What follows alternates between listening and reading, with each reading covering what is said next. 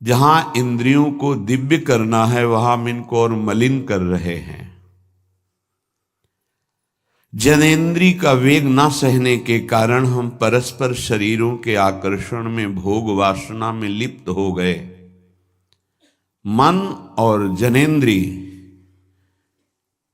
संपूर्ण रूप से काम वासना से युक्त होने के कारण मलिन हो गई। ये देह पिंड चाहे पुरुष शरीर हो चाहे स्त्री शरीर हो, कोई खास बात नहीं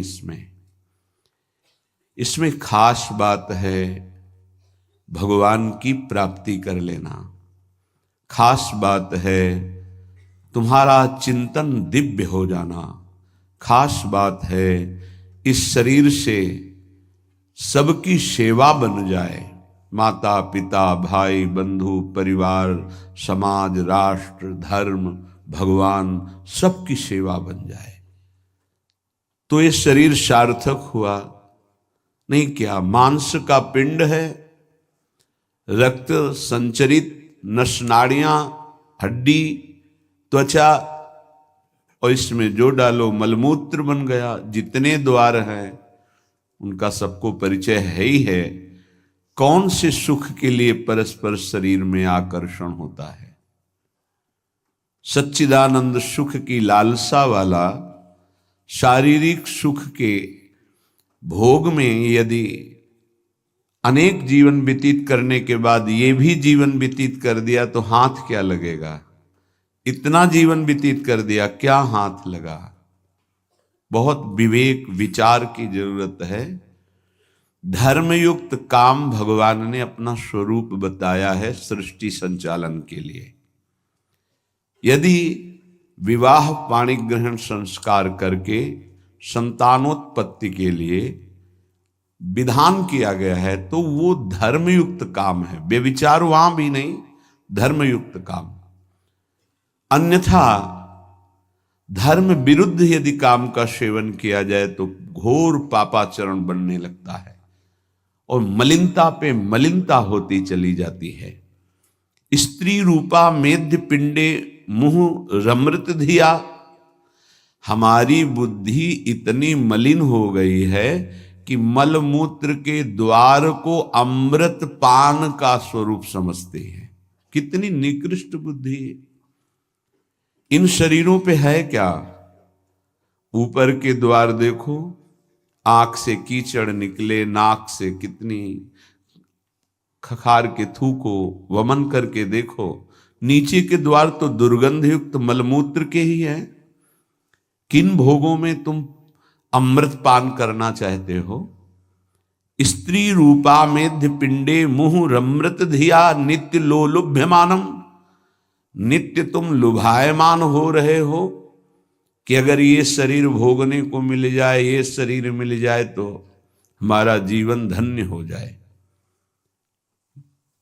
नित्य लोलुभ्यमानम है क्या? थोड़ा विवेक से विचार करके देखो। धर्मयुक्त संतानोत्पत्ति के लिए भगवान ने आदेश किया है। मनमुखी चाल चल करके मनोरंजन करने के लिए ये नहीं बना हुआ है। फंसते चले जाओगे। अमृत की लालसा से मृत होते चले जाओगे। तुम्हारे विचार मृत, तुम्हारे आचरण मृत, तुम्हारा शरीर मृत, तुम्हारी चेष्टा मृत, क्योंकि मृत लोक में हो। इसका नाम मृत्यु लोक है और खोज रहे हो अमृत। चक्षुर्न क्षुद्र जीवैरपि विहितो।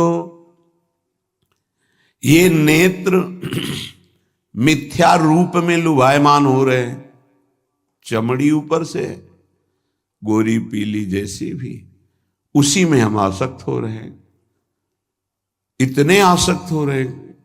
परसों एक नवयुवक भाई प्रश्न एकांतिक में कह रहे, जिया नहीं जा रहा, हमको हमारी मित्र ने धोखा दे दिया और हालत भी ऐसी थी कि करुणा लग रही थी कि कृपा करें प्रभु और इनकी बुद्धि को इस दलदल से निकालें। वो जीवन से हारा हुआ व्यक्ति बैठा हुआ है केवल एक बात में कि उसको उसके किसी मित्र ने, मतलब स्त्री शरीर ने उसको धोखा दे के दूसरे से ब्याह कर लिया। धोखा देके मतलब मन की गति है, इसमें धोखा और सही का क्षेत्र नहीं है। ये तो विचरण करता रहता है, आज ये आज ये आज ये। इसका कोई बिरला इसकी इस गति को रोक दे, वही साधना परायण साधक कहा जाता है। पर ऐसा नहीं होता है। जहां तुमसे बढ़कर कोई मिला तो वहां दृष्टि उसकी जम जाएगी, तुम्हें छोड़ देगा। संसार का खेल यही है। तुम्हारा प्यार अगर सही ठिकाने पे पहुंच जाए तो सार्थक हो जाए। वो प्यार मूर्ति प्रेम के खिलौना दो खेलत हैं प्रेम खेल, प्रियालाल, इनसे प्रेम हो जाए तो निहाल हो जाओगे। पर इनसे प्रेम करने के लिए कठिनता है। पहले सर्वत्र से राग हटावे तो इनसे प्रेम होता है, अन्यथा नहीं। सर्वत्र की ममता बटोर कर इनके चरणों में तब प्रेम होता है। बोले नेत्र दूषित हो गए बस यही देखते हुए। यही दुर्दशा है जीव की। सामने भगवान हैं चराचर जगत के हृदय में, उनको कोई नहीं देखना चाहता, और बाहरी केवल चमड़े को देख करके हम आकर्षित हो रहे हैं। ये चमड़ी ज्यादा दिन नहीं टिकेगी, जिसकी तुम देख रहे हो उसकी और तुम्हारी भी, ये नष्ट होने वाली है। इन्हीं को शासन में साधक रखता है। नेत्रेंद्री हम जहां चाहें वहीं जाएगी, अन्यथा नहीं जाएगी।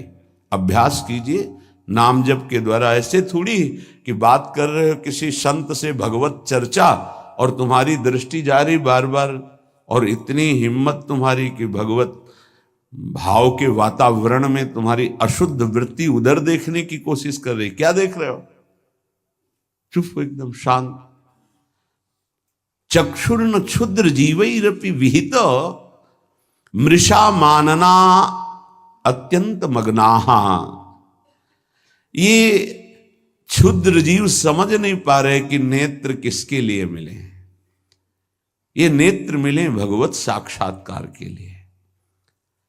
ये विचार करो 5 मिनट आंख बंद करके, अगर ऐसे ही तुम्हारी आंखें छीन ली जाएं तो सोचो कैसा तुम्हारा जीवन होगा। जिन आंखों से तुम गंदी बातें कर रहे हो, गंदी बातें देख रहे हो, यही आंखें भगवान छीन लेते तुम्हारी, तो क्या तुम्हारा जीवन होता।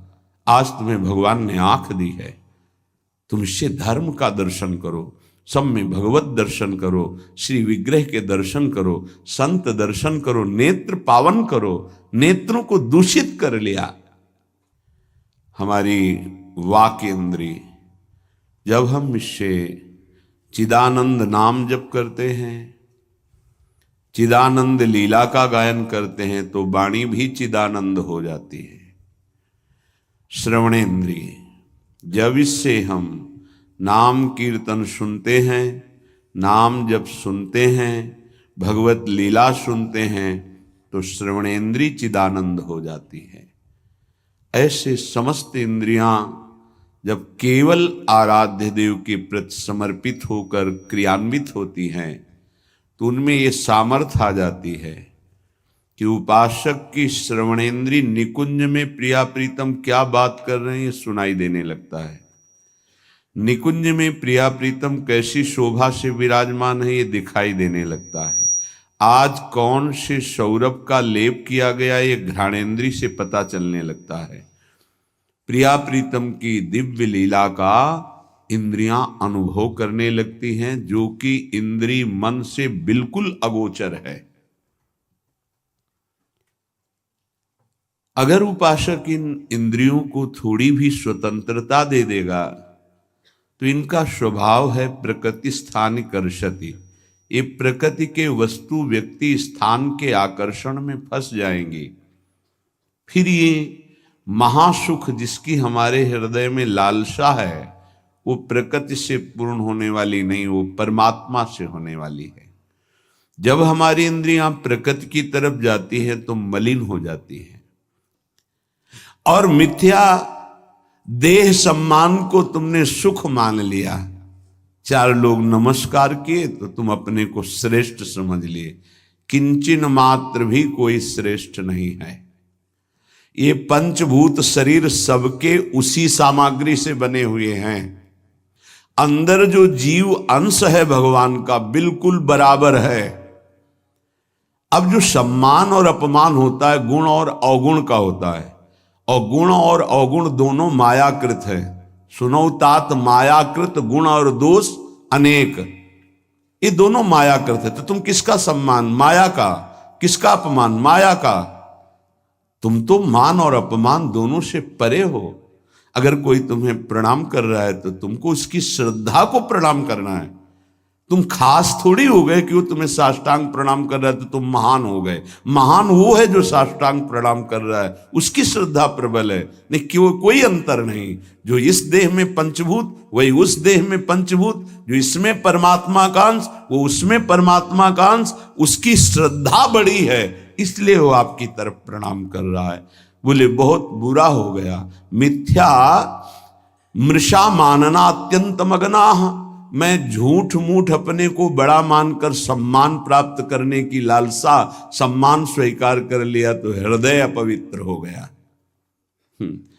बड़ा मन है, फंसाता रहता है, वो मकड़ी की जाल की तरह, फंसने वाला नहीं जानता है। संत सदगुरुदेव शास्त्र इनकी सूत्रों को जब स्वीकार करे तो पता चलता है मैं फंस रहा हूं या मुक्त हो रहा हूं। श्रीपाद कह रहे हैं कि देखो, जनेन्द्री ने फंसा दिया काम भोग में, नेत्रेंद्री ने फंसा दिया रूप में।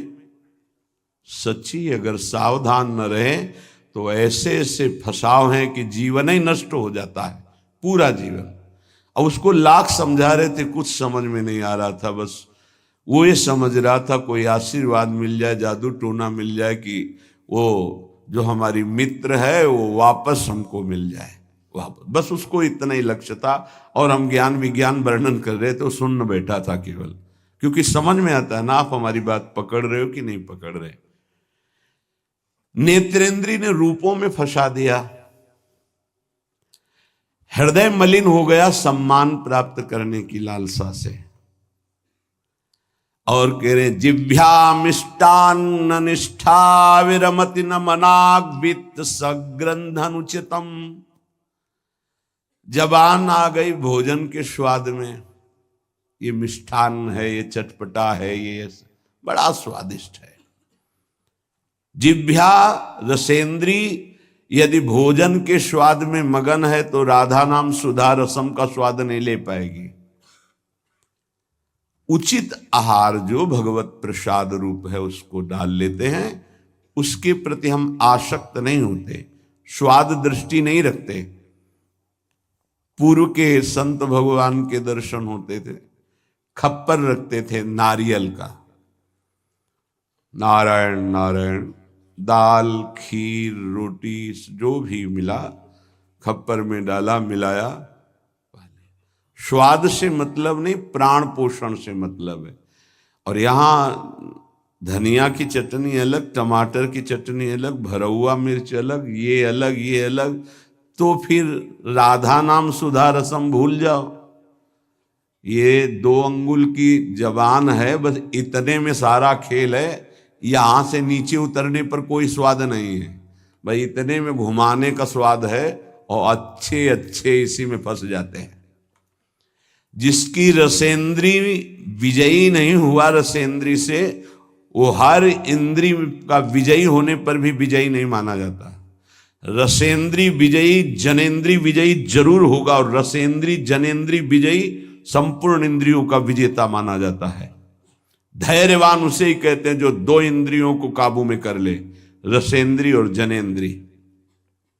रसेंद्री मिष्टान्न आदि भोग पकवान पाने के लिए लोलुप जीवन हो गया, पेट बढ़ करके छाती से 1 बीता ऊंचा हो गया है।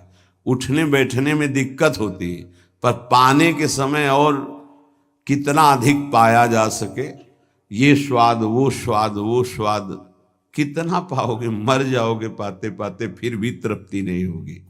बहुत विचित्र वासना है, बहुत विचित्र वासना है। चित्त वित्त सग्रंध अनुचितम, सच्ची बात। आज चरित्र भगवत धर्म मर्यादा इसका महत्व धीरे धीरे समाज से हटता जा रहा है, धन का महत्व होता जा रहा है। क्या दुर्दशा है। बोले मनाग वित्त सगृध अनुचितम, अनुचित रूप से धन कभी सुखी नहीं हो सकता जो अनुचित रूप से धन प्राप्त करता है। हा वृंदारण्य कान्या भवति मम गतिश्चेदहम त्वत्स्थितोपि, मेरी क्या गति होगी जब मेरी इंद्रियां और मेरा मन ऐसा है, मैं आपका आश्रय लेता हूं, आपका वास स्वीकार करता हूं, मैं समझ गया कि मेरे से अब कुछ नहीं होने वाला, मेरी अनन्य गति आप हो। हे वृंदावन, आप मेरा सुधार कर दो। अब मैं कहीं किसी की ओर नहीं देख सकता, सिर्फ आपका आश्रय लिए हूं। भाव ये है कि हम सब तरह से हीन हैं, हर इंद्रिया हम पर विजय प्राप्त किए हुए है। उल्टा इंद्रियों पर हमें विजय प्राप्त करना चाहिए, इंद्रियां हम पर विजयी हो गई हैं, अब हम कैसे मुक्त हो। तो बोले धाम का आश्रय ले लो, बड़ा महत्व है। धाम कृपा करके आपको सत्संग प्रदान करेगा। यदि आप सत्संग के अनुसार सुलझ के चल पावे तो क्या होता है, जन्म जन्मांतर से मलिन बुद्धि होती है और बहुत भागती है बुद्धि। जैसे जंगली नील गाय देखा हो, गर्दन उठाई भागती चली जा रही, ऐसे ये भागती बुद्धि। अगर इसको कोई रोक सकता है तो गांव में एक लंगड़ बांधा जाता था। लंगड़ समझते हैं, दो टांगों के बीच में एक मोटा सा लकड़ी का। अब वो भाग नहीं पाएगी ऐसे। गुरु कृपा, गुरु आदेश, गुरु शासन, ये बुद्धि के ऊपर लंगड़ का काम करता है। तुम्हें पता ही नहीं गुरु के हृदय में अनंत माताओं जैसा प्यार होता है। जैसे भगवान गाली देने वाले को भी परम पद देते हैं, उन्हीं के दास हैं वो। किसी का अमंगल संत के द्वारा, गुरुदेव के द्वारा नहीं। आपका विचार, आपकी सोच आपको अमंगल के रास्ते पे खड़ा करके और ऐसा धक्का देगी कि शायद है फिर बचा पाने की स्थिति न रह जाए। सगर के जो पुत्र 60,000 थे, भगवान कपिल देव जी का अपराध कर दिया, आश्रम को विध्वंस करने लगे। घोड़ा वहीं बंधा हुआ था, किसी ने बांध दिया था, उनको पता भी नहीं था। उनको लगा कि इन्होंने ही ऐसा किया होगा, हमारा विश्व विजेता घोड़ा इन्होंने पकड़ लिया। बड़ा उपद्रव किया। कपिल भगवान ने कोई शाप नहीं दिया, उनकी तपोशक्ति ने उनको नष्ट कर दिया, भस्म कर दिया। जिनके उद्धार के लिए उन्हीं के वंशजों में क्रमशः आराधनाएं हुई, फिर पर सिद्ध कर पाए भगीरथ जी और भगवती गंगा को लाए और अपने पुरखों का उद्धार किया। जो थोड़ा भी अपनी बुद्धि को तुम भगवत मार्ग से विमुख करोगे, वो आपको फंसाने के सिवा और कोई मार्ग नहीं बता सकती। यहां समिटना है, अपने अस्तित्व को मिटा देना है, प्रभु के चरणों में पूर्ण आश्रित हो जाना है और जीवन मुक्त हो जाना है। ये रास्ता है। यदि हम भगवत मार्ग के पथिक हो करके थोड़ा भी अपने मन के अनुसार चलेंगे तो मार्ग बदल जाएगा। गुरु आज्ञा तज करहि जे बान, यह अधर्म यह सब हानि, कान न रसिकन मेरा है। पर जैसे जंगली नील गाय होती है ना, उसको ऊपर कोई शासन बर्दाश्त नहीं। वो जब दलदल में फंसती है तब उसकी चाल रुकती है, अन्यथा नहीं। तो माया प्रपंच का दलदल जब ऐसी बुद्धि वालों को रोकता है, तब उनको याद आता है कि क्या मैं कहीं गलत मार्ग पर चल पड़ा क्या। पर जब तक फंसता नहीं तब तक उसे पता ले चल। माया ऐसी बचाव पक्ष से उसको ले जाती कि इतनी दूर पहले ले जाऊं कि ये लौट ही न सके, तब बात बनेगी। श्रीपाद कह रहे हैं कि सब इंद्रियों ने, मन ने हमको अपने अधीन कर लिया। अब तो हे वृंदावन आपका सहारा है। बनाया हुआ सिद्धांत है। रही मन देखी बड़न को, लघु न दीजिए डारी, जहां काम आवे सुई, कहा करे तरवारी। और सिद्धांत उन्हीं का बनाया हुआ है। अगर गुरु चरणों में लघुता आ गई तो विश्व ब्रह्मांड में महत्ता स्पर्श ही नहीं कर सकती तुम्हारा। ये हमारी बुद्धि, ये हमारा मन ऐसा सोचता है कि शॉर्टकट से चले धनी बन जाए, शॉर्टकट से चले परम पद मिल जाए, शॉर्टकट से चले बहुत उत्तम सम्माननीय बन जाए। है बहुत शॉर्टकट है। सर्वस्व त्याग और एकमात्र प्रभु का आश्रय। अभी जो चाहो बन जाओगे, पर सर्वस्व त्याग। आज तक जितने भी महापुरुष हुए हैं सर्वस्व त्याग से। सर्वस्व त्याग का स्वरूप किसी के नामे कर देना सब प्रॉपर्टी नहीं, अपना अस्तित्व मिटा देना। अम्बरीश जी चक्रवर्ती सम्राट हैं पर अपना अस्तित्व नहीं है, तो क्या हुआ? सुदर्शन चक्र उनकी रक्षा में है और भगवान दुर्वासा जी को द्विज कहते हैं और अम्बरीश जी को भक्त कहते हैं। अहम भक्त पराधीनो अस्वतंत्र इव द्विज। तो मैंने वृंदावन का आश्रय लिया, अब वृंदावन संभालेगा। तो वृंदावन किस रूप में संभालता है? संत रसिक सदगुरुदेव के रूप में संभालता है। यदि हम ना उनकी आज्ञा का पालन करें, अवहेलना करें, तो बड़े कृपालु हृदय के होते हैं जो संत हैं। संत सरल चित जगत हित, जान स्वभाव स्नेह। तुम क्या जान पाओगे कि हृदय में तुम्हारे ही प्रति कितना दुलार है। सांप को चाहे जितनी प्रार्थना करो, आरती उतारो, दंडवत प्रणाम कर लो, कह दो सीधे चलो, तो कभी नहीं चलेगा वो। उसकी चाल ही टेढ़ी होती सांप की तरह। ऐसे जो कुटिल बुद्धि के होते हैं, हाथ जोड़ो, पैर छुओ, दुलार करो, गले लगाओ, जीवन दे दो, लेकिन वो सांप की तरह ही कुटिल बुद्धि से चलेंगे। उनका जो विषैला स्वभाव है वो उनकी आध्यात्मिक शक्ति का नाश करता है। उनको लगता है मैं बहुत बड़ा अध्यात्म कर रहा हूं। अध्यात्म कहां से होता है? गुरु आज्ञा से होता है। अध्यात्म कहां से होता है?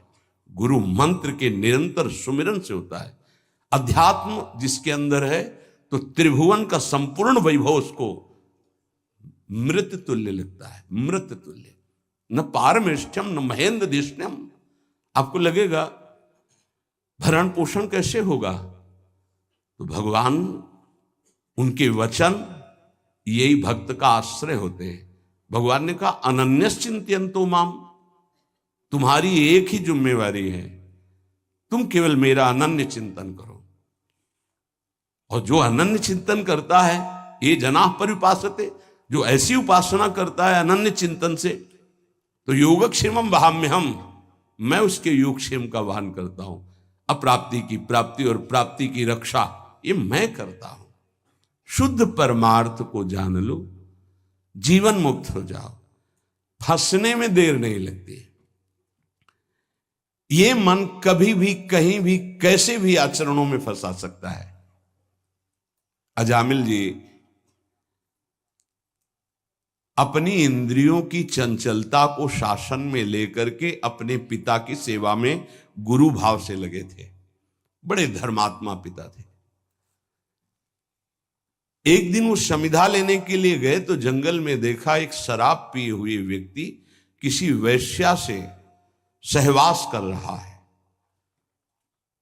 अचानक दृष्टि पड़ी। शास्त्र आज्ञा करता है ऐसे दृश्य को एक बार अचानक दृष्टि पड़ने पर दोबारा ना देखा जाए और नमस्कार वृत्ति कि भगवान की माया है आगे बढ़ जाए।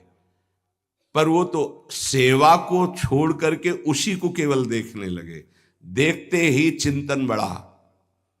चिंतन बढ़ता ही संगस्तेषुपजायते, संग की इच्छा आसक्ति प्रकट हुई। जब वो पुरुष चला गया तो उस वैश्या से मिले और कहा मैं आप पर आसक्त हो चुका हूं, तो उसने कहा मेरे जीवन का उद्देश्य ही है आसक्त पुरुषों से धन लेना, उनको सुख पहुंचाना। कहा पूरी पिता की संपत्ति सब वैभव लुटा दिया। आखिरकार उसी के पास रहने लगे, उसके दास बनकर रहने लगे, क्या क्या अमंगल कार्य करने लगे। जहां संविदा लेने गए थे यज्ञ के लिए, वहां पशुओं का हिंसा करके और मांस रांधना खाना, ये सब बहुत गंदा जीवन।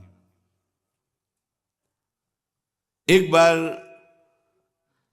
थोड़ा भी कोई धर्म का अनुष्ठान करे तो धर्मो रक्षति रक्षिता, धर्म उसको बचाने की कोशिश करता है, रक्षा करता है। गांव में संत मंडली आई, मंडली ने पूछा यहां कोई पवित्र उदार संत सेवी का घर हो तो बताना, वहां आज हम रुकना चाहते। पूरी संत मंडली ठाकुर को भोग लगाएंगे, आरती पूजा और सुबह चले जाएंगे। हाँ, उन्होंने कहा सबसे ज्यादा पवित्र अजामिल है गांव के बाहर, जो वो बगीचा भी सामने वाला उन्हीं का है, वो वैश्या का था। संत स्वभाव विश्वास से होता है, संतों का स्वभाव जो सिद्ध होता है वो विश्वास से होता है। आज तक कभी ऐसा संशय नहीं होता कि आदमी ऐसा बोल रहा है तो इसमें कुछ झूठ भी हो सकता है क्या? नहीं, पर बाद में ऐसा लगता है कि इनको सत्य बोलना आता ही नहीं है। संसारी आदमी को आचार्य की बात फिर याद आती है, पाए जान जगत में सब जन कपटी कुटिल कलयुगी टंचु। कपट और कुटिलता के बर्ताव किसी और कुछ आता ही नहीं। कई बार सत्संग में प्रार्थना की कि एक जगह ऐसी रखो जहां झूठ मत बोलो, कपट मत करो।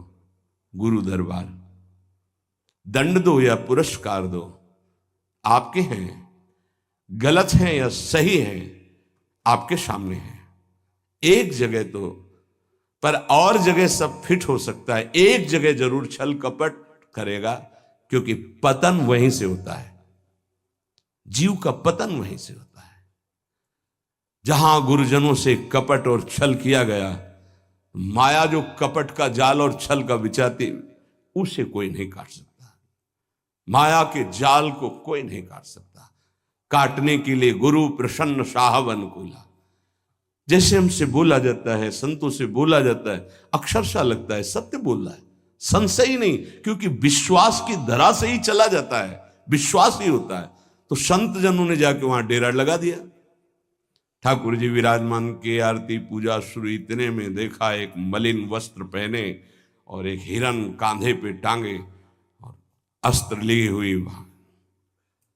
अजामिल ने जीव ही संतों को देखा तो संत दृश्य जी में पातक टरे, हृदय एकदम आर्त भाव से रो पड़ा और याद आई वो बात कि जब मैं जवान था तो कैसे धर्म का अनुष्ठान करता था, कैसे मैं पिता की आज्ञा से भगवत आराधना में, हाय मेरा जीवन किस तरह नष्ट हो गया।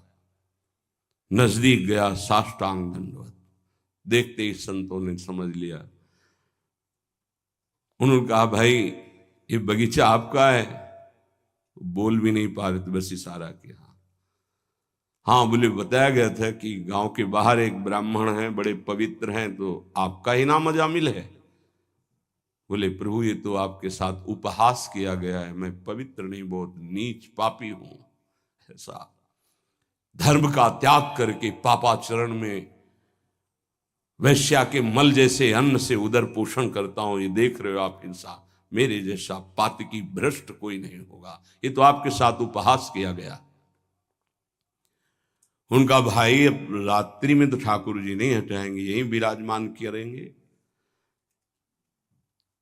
पर आपका कुछ पाएंगे भी नहीं। तो चरणों में लौट गया, महाराज क्या अब भी मेरा उद्धार हो सकता है?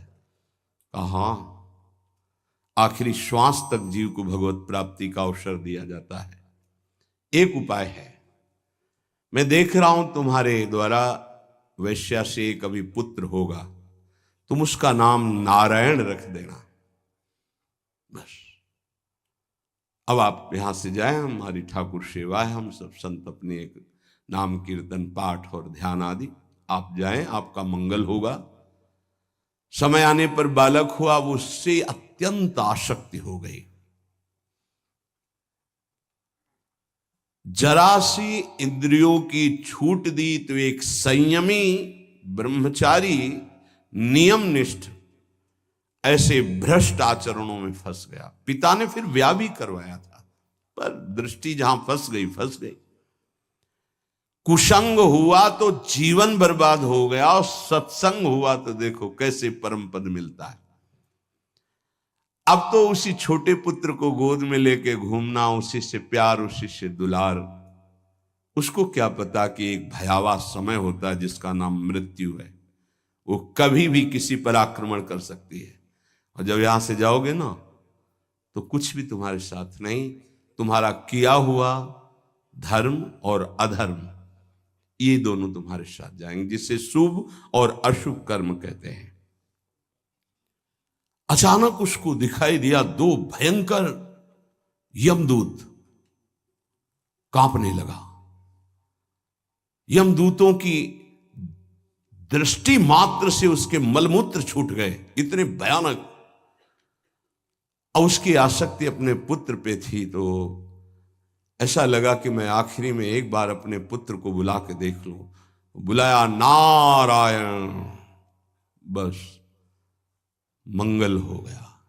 देखो, संत संग अपवर्ग कर, कामी भव कर पंथ। संत का संग सीधे मोक्ष प्रदान करने वाला होता है। नारायण, एक बार जी ही पुकारा,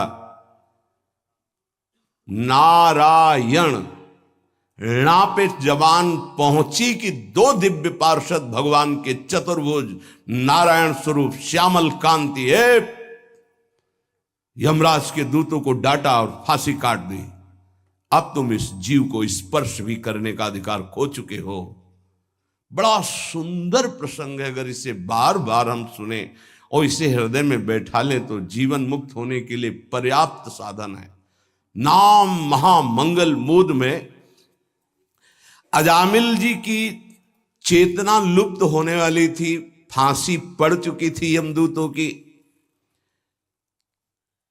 यद्यपि उसने भगवान को नहीं पुकारा, अपने बालक के स्नेह वशात उसको पुकारा नारायण, पर संतों ने नाम रखवाया था। 88 वर्ष की आयु तक पाप ही पाप होते रहे उसके।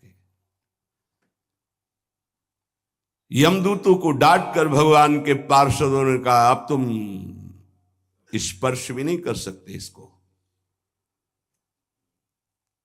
उनका, आप बड़े तेजस्वी देव स्वरूप दिखाई देते हैं, पर आपको पता है ये महानीच पापी हर क्षण पाप करता रहा है। ये मूर्ख अपने पुत्र के बहाने नारायण बुलाया है, ये महापापी है। भगवान के पार्षदों ने कहा, हम देखते हैं कि तुमको कोई ज्ञान नहीं है। जिस समय पुत्र के बहाने नारायण बुलाया, उसी समय निष्पाप हो गया।